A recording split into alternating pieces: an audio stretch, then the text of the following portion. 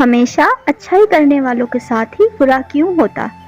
یہ کہانی ہمیں زندگی کا بہت بڑا سبق دیتی ہے۔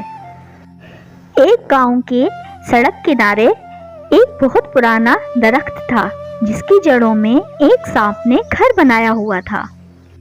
وہ سانپ بہت زہریلا تھا۔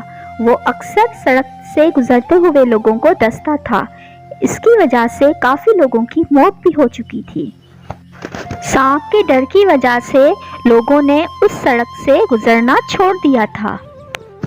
ایک دن ایک نیک بزرگ کا وہاں سے گزر ہوا۔ انہوں نے سوچا کہ کیوں نہ میں اس درخت کے چھاؤں کے نیچے تھوڑا بیٹھ کر آرام کر لوں۔ تو گاؤں کے لوگوں نے انہیں روکنے کی کوشش کی۔ بزرگ، آپ اس پیڑ کے نیچے آرام نہ کریں تو بہتر ہے۔ اس پیڑ کی جڑوں میں ایک سانپ ہے جو کہ کافی لوگوں کو کاٹ چکا ہے اور اس سے لوگوں کی موت ہو چکی ہے۔ اس سے آپ کی جان کو خطرہ ہے۔ بیٹا، آپ فکر نہ کریں، میں جا کے سانپ سے بات کرتا ہوں۔ یوں ہی بزرگ درخت پہ پہنچے، سانپ بھی نکل کر باہر آ گیا۔ تم لوگوں کو کیوں کاٹتے ہو؟ کیوں انہیں تکلیف پہنچاتے ہو؟ اگر میں لوگوں کو کچھ نہ کہوں تو لوگ مجھے جان سے مار دیں گے۔ میں تو اپنی جان بچانے کے لیے ایسا کرتا ہوں۔ اپنی جان بچانے کے لیے دوسروں کی جان لینا کیا اچھی بات ہے؟ ہمیں تو سب سے پیار کرنا چاہیے، پیار پھیلانا چاہیے۔ کسی کو تکلیف پہنچا کر بھلا کیسے خوشی مل سکتی ہے؟ اس لیے تم لوگوں کو ڈسنا چھوڑ دو۔ یہ کہہ کر بزرگ وہاں سے چلے گئے، لیکن سانپ کے دل پر بزرگ کی بات کا بہت گہرا اثر ہوا۔ سانپ نے یہ عہد کیا کہ وہ آئندہ کسی کو بھی تکلیف نہیں پہنچائے گا، کسی کو بھی نہیں ڈسے گا، وہ امن اور سکون سے رہے گا۔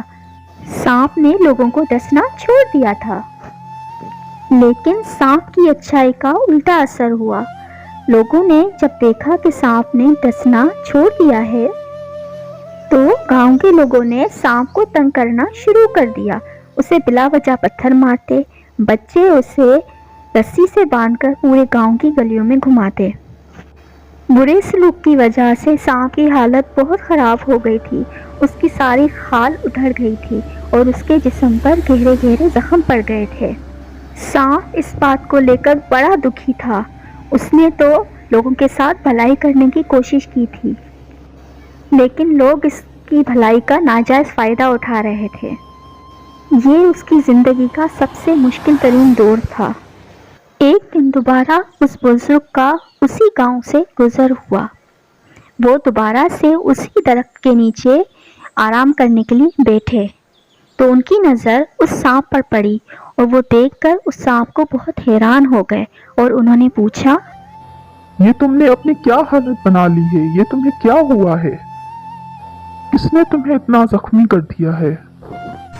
میری اس حالت کے ذمہ دار صرف آپ ہیں۔ آپ ہی کے کہنے پر میں نے لوگوں سے بھلائی کرنے کا فیصلہ کیا، لوگوں کے ساتھ امن و سکون کے ساتھ رہنے کی کوشش کی، لیکن میری بھلائی کا الٹا اثر ہوا۔ لوگوں نے میری بھلائی کا ناجائز فائدہ اٹھایا اور میرا یہ حال کر دیا۔ یہ حالت میری انہی لوگوں نے کی ہے۔ آپ کی بات مان کر تو میرا جینا ہی مشکل ہو گیا ہے۔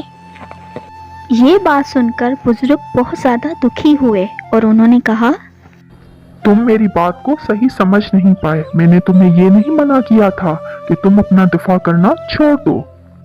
اپنی اچھائی کو کبھی بھی اپنی کمزوری مت بناؤ۔ اچھائی کرنے والوں کو ہمیشہ مشکلات کا سامنا کرنا پڑتا ہے۔ کسی سے اچھائی کرنے کا مطلب یہ نہیں ہوتا کہ آپ اپنے آپ کو تکلیف دو۔ کسی کو عزت دینے کا یہ مطلب نہیں ہوتا کہ آپ اپنی بےعزتی کرواؤ۔ اگر آپ اپنی زندگی اچھی طریقے سے گزارنا چاہتے ہیں تو آپ لوگوں کے ساتھ بھلائی کریں، لیکن انہی لوگوں کو اپنی لمٹس میں رکھنا سیکھیں۔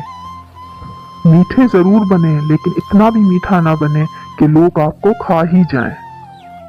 حالات کے حساب سے آپ کو کڑوا بن کے اپنا دفاع کرنا چاہیے تاکہ لوگ لمٹ میں رہیں۔ کسی نے کیا خوب کہا ہے کہ لوگوں کی بات سنو لیکن اپنی آواز کو دبنے نہ دو۔ سب کے ساتھ بھلائی کرو لیکن اپنے ساتھ کسی کو برا کرنے نہ دو۔